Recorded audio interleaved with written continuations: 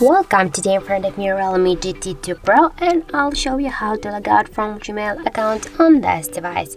So first you should go into the Google folder and launch the Gmail application. After that, just click on the right upper corner and you will activate here you will see here that we are logging into two accounts at the same time.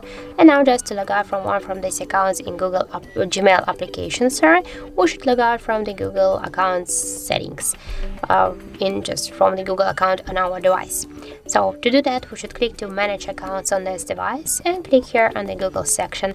Now just for example, to log out the second account, click here on the right upper corner, tap on the three dots and tap remove account. After that, confirm your changes by click again to remove account. And as can you see that in Google account settings we stay only with one account. And now we'll go back into the application to check that. And as can you see that in application we stay also only with one Gmail account. So that's it. Thank you for watching, and if you found this video helpful, don't forget to leave a like, comment and to subscribe our channel.